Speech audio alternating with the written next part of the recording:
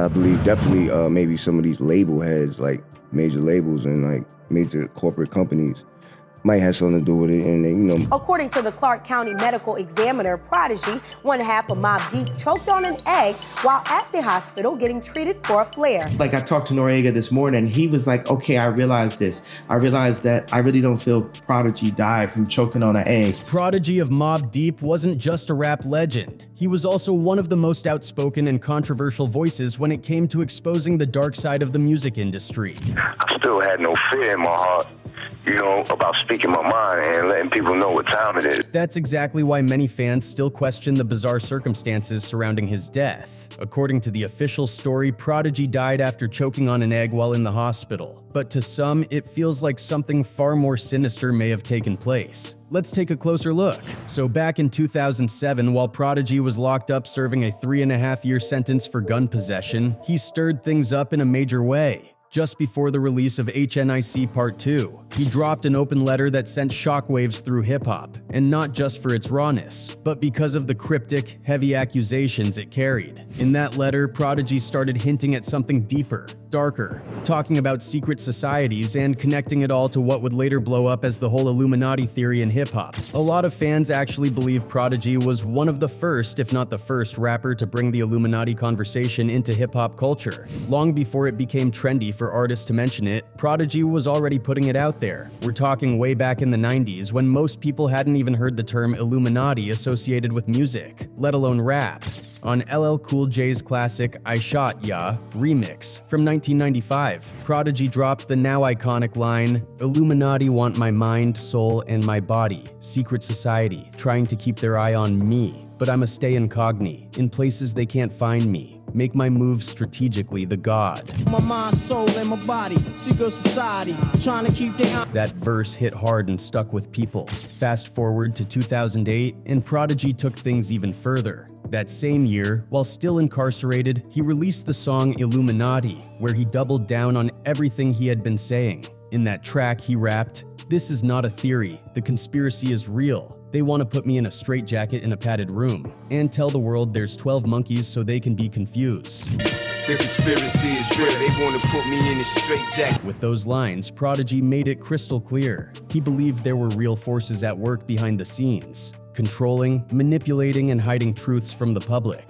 To him, the music industry was about power, control, and a hidden hand pulling the strings. He stayed on that path all the way to his final album, Hegelian Dialectic, the Book of Revelation, which dropped on January 20th, 2017, exactly 5 months before his mysterious death on June 20th. Now let's circle back to that infamous open letter he penned from prison, the one that really set off alarms. In it, Prodigy didn't just speak on the music industry, he went way beyond that. He talked about experiencing a spiritual awakening in 1996, saying that he came to realize how much of our lives are manipulated lies. He called out everything from government and religion to politics and the Federal Reserve. In his words, the government, religions, politics, the Federal Reserve, IRS, and everything we believe and live by is a joke. But then came the moment that really had people talking when he name-dropped Jay-Z. Prodigy didn't hold back. He claimed that Jay knew the truth but chose to stay quiet and play the game. In the letter, he wrote, "Jay-Z knows the truth, but he chose sides with evil in order to be accepted in the corporate world."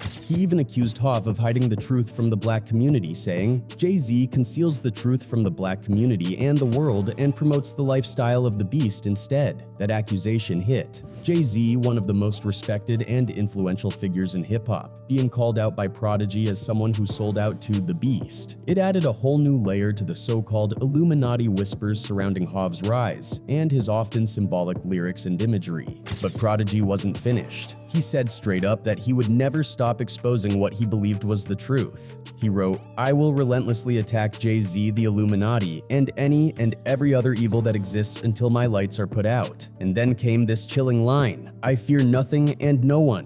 I'm fearless because the truth has set me free from the Illuminati mental enslavement. I have been empowered by God and the universe." Now, to be fair, Prodigy did later clarify that he didn't literally believe Jay-Z was a part of the Illuminati, but he never walked back his belief that the Illuminati, or at least the idea of powerful hidden forces controlling the world, was very real.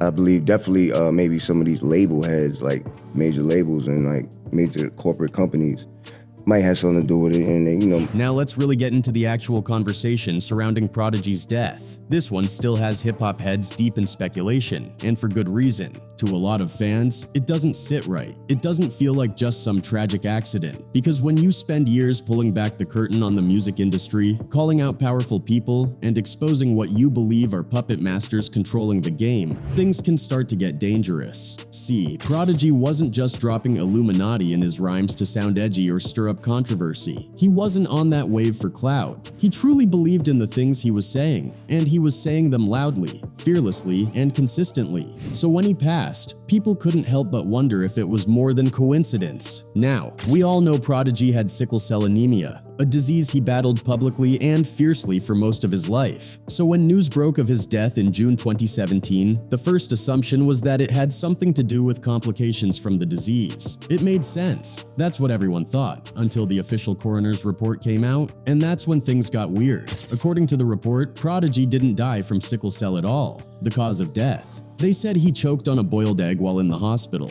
According to the Clark County Medical Examiner, Prodigy, one half of Mobb Deep, choked on an egg while at the hospital getting treated for a flare. That detail had people scratching their heads from the jump. How does a grown man who's already under medical care just choke on a boiled egg and die? It felt off. Then things escalated even more when Prodigy's family stepped in. They didn't accept the hospital's version of events and ended up taking Spring Valley Medical Center in Las Vegas to court. In the lawsuit, they claimed the hospital staff failed to properly monitor his condition. Specifically, they said the staff didn't make sure his IV was functioning correctly, and they didn't keep track of his oxygen levels, even after the doctors gave clear instructions. According to the family, it was pure negligence. But for many fans, it raised an even bigger question. Was it just medical malpractice, or was there something more sinister behind it? People began to ask if Prodigy's death was actually a setup, a silencing. After all, he had been speaking boldly about systems of control, secret societies, and shady dealings in the entertainment world. And then there's Jay-Z. After Prodigy passed, Jay came out and said they had already squashed their beef years before.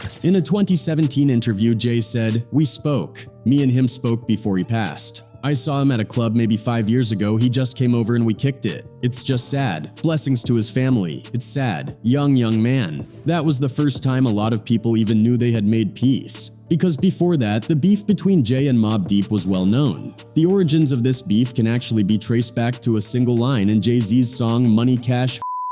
This track was widely interpreted as Jay-Z's response to New York by Thee Dog Pound and Snoop Dogg. But in doing so, Jay-Z didn't just address the West Coast. He also took a subtle dig at Mobb Deep. Essentially, he dismissed LA. The track Mobb Deep had helped create as a response, saying that it wasn't a strong enough clapback to what Snoop and Thee Dog Pound had done. At first, things didn't immediately explode between them, but over time, little jabs were thrown here and there. Eventually, the tension built up until everything came to a head at one of the biggest hip-hop events of the year, Hot 97 Summer Jam in 2001. This was the moment when Jay-Z decided to go all in. He took the stage and debuted Takeover, a diss track aimed at both Nas and Mobb Deep. The full version of the track would later be released on Jay's album, The Blueprint, but during that Summer Jam performance, he had the entire crowd hanging on to every word. While Takeover eventually became more famous for fueling Jay-Z's feud with Nas, the original performance at Summer Jam placed a heavy focus on Prodigy. In one of the most talked about moments of the event, Jay-Z put up a huge screen on stage and displayed a childhood photo of Prodigy dressed as Michael Jackson. The Gallerina, I got the picture, I seen you.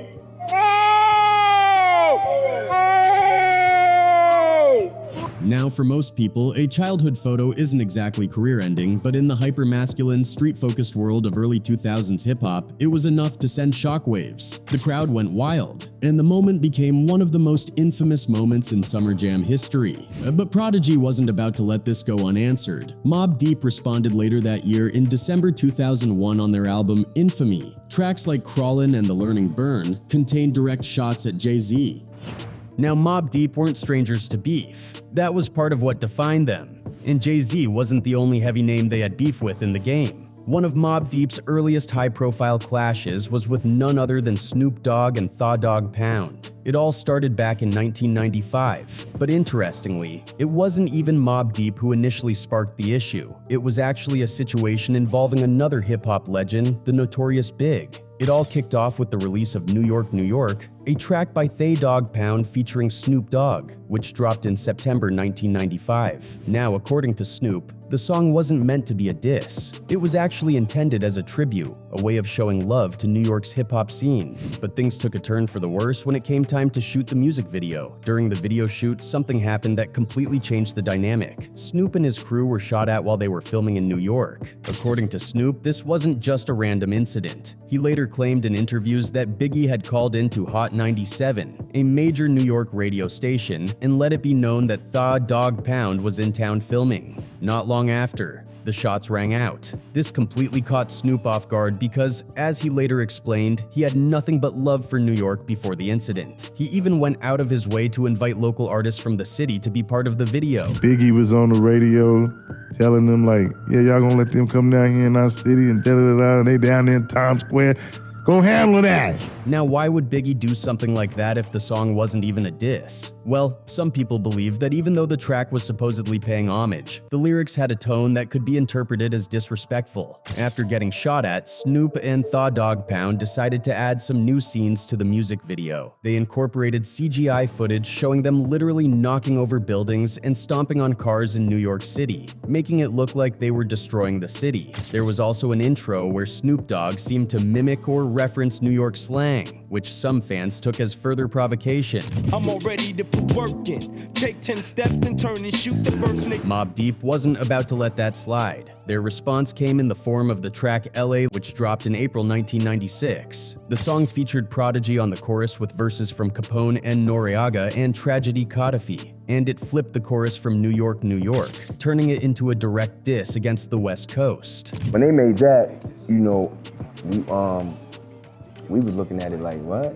Like, these kicking over our buildings in the video, stomping through the city. It's like real disrespectful. But the real heat came in the music video. The video for LA featured two men in Los Angeles Dodgers hats, which many fans speculated were supposed to represent Daz Dillinger and Corrupt from Thay Dog Pound. These two characters in the video are shown getting with one getting thrown off a building and the other being tortured to death. The corpse of the latter is then dramatically tossed off the Queensboro Bridge.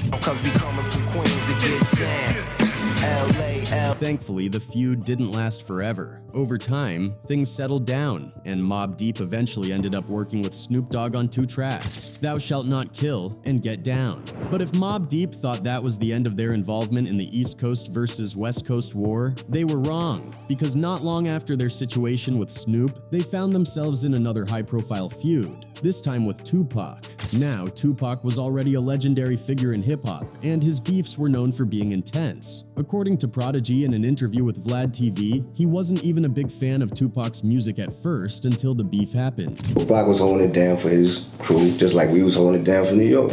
Once their feud started, things got personal fast. It all escalated in 1996 when Tupac released Hit 'Em Up, one of the most infamous diss tracks in hip-hop history. In addition to going after artists like Biggie, Tupac also called out Mobb Deep by name, and he didn't hold back. One of the most ruthless lines in the song took direct aim at Prodigy's sickle cell anemia.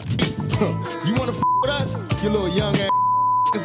When this happened, both Prodigy and Havoc had different reactions. Havoc later admitted in an interview on Math Hoffa's YouTube channel that he actually felt honored to be mentioned by Tupac at all. In his eyes, being name-dropped by one of the biggest rappers in the game meant that Mobb Deep had truly arrived. You know what I'm saying? Tupac? You know what I'm saying? Like, he's shouting you out in the song. Prodigy, on the other hand, had a different perspective. In his Vlad TV interview, he suggested that Tupac wasn't really coming for Mobb Deep personally. He was just trying to prove himself to Death Row Records and solidify his spot as their top soldier. I guess he felt like he was the one that had to step up and be like, you know what?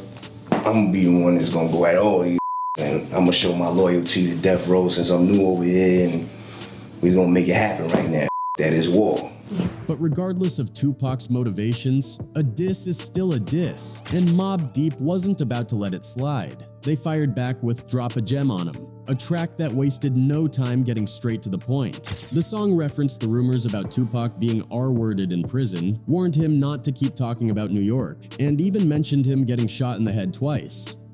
Rock got on the island, you officially die. Kick that dog The most eerie part is that the track dropped just days before Tupac was shot and killed in Las Vegas. Looking back, it made the song feel almost like a bad omen. Out of respect for Tupac's family, Mobb Deep decided to pull the single from radio play, but they still included it on their album.